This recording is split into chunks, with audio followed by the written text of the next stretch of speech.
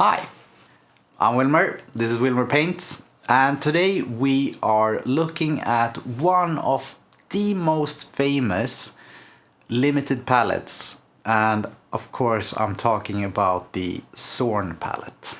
It is probably one of the number one most mentioned palettes when posing the question of, okay, what colors should I buy, what colors should I use, what palette should I use, what kind of, what setup should I have when I'm starting out. And there's a bunch of reasons for it, but I thought it would be fun to not only talk about his palette, but also paint a portrait of Anders Zorn using this image here with the Zorn palette and talk a bit about it at the same time. So that's what we're doing today. Team, assemble. I'm gonna set things up because I don't have a team. I'm lonely.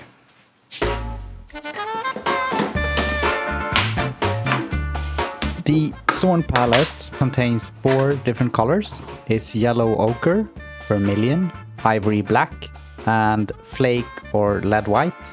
Vermilion could be substituted with something like cadmium red, and flake or lead white is now usually substituted with titanium white due to lead toxicity.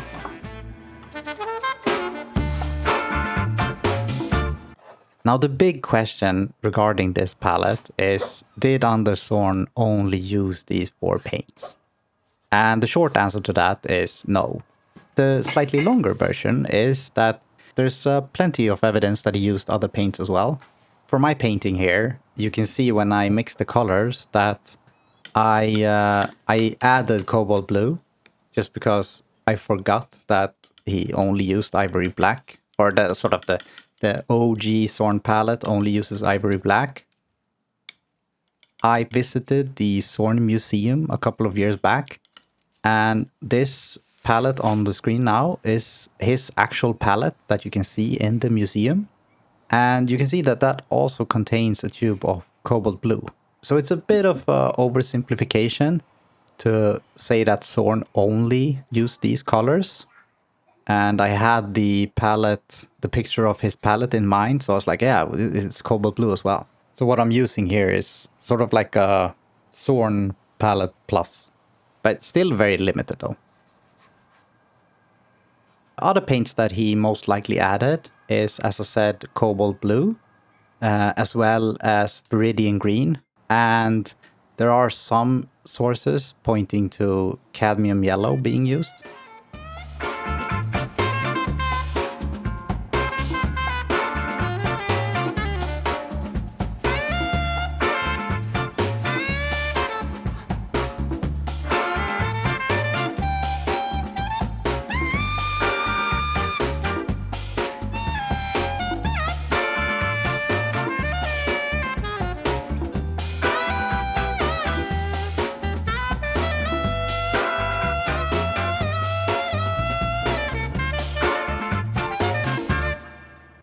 Now, there's a few really interesting things about this limited palette.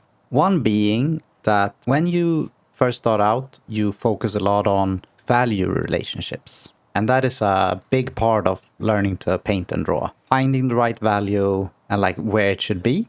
And it can be a big step going from drawing with graphite or charcoal, and then all of a sudden you need to start learning about color and color mixing. And that can be quite a large leap to take. Talking from my own experience, I was fairly overwhelmed when learning to paint. Learning color mixing was like a new version of learning values. Really hard, actually. And the interesting thing about this palette is that it puts you in a box with colors that, regardless of how you mix them, I would say that they harmonize really well. And that sort of puts you in a really nice safe spot when learning to mix and learning to paint. It also lets you simplify colors into the concept of warm versus cold. So instead of trying to really mix the exact color that you see and really color match, you can instead focus on the correct value, and then also how cool or how warm is it compared to the rest. And you will be surprised using this palette sort of how many different colors you can get, especially comparing them next to each other on the canvas. You can get a pretty olive green tone if you mix yellow ochre and ivory black, and especially if you put it next to something like that's really saturated red, you will see that it's really, really green. And the same goes for ivory black, just as a blue. So it's all about that relationship and playing around with what's warm and what's cool.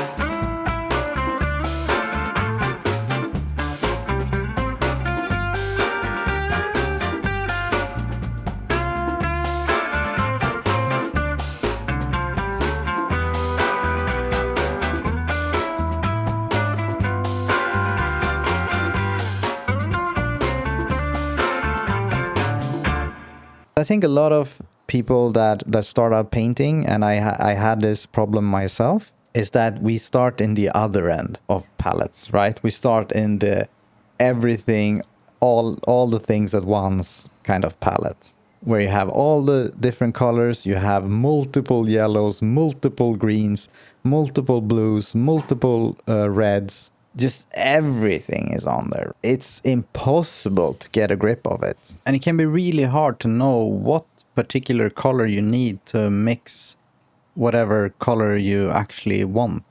Well, a lot of roads will get you to where you want to go. It's the same with color mixing. You can get to where you want to by mixing a bunch of different colors. And I guess that's why limited palettes exist, is that it just starts in the other end. Then, as you progress, you will find the need for paints and colors that you don't have on your palette and can't get by mixing. And then you will start adding and kind of find your way and find your own palette.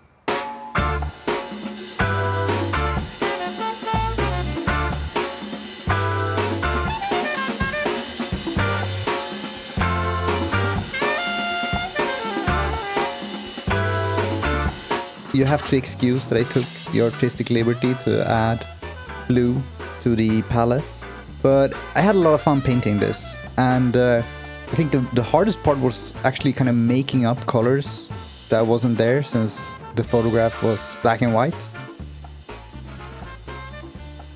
So there we have it. Go and give the Zorn palette a try, test it out, see what you think, and leave a comment. Tell me how it went. Love you guys. Hope you have a great day. See you in the next one.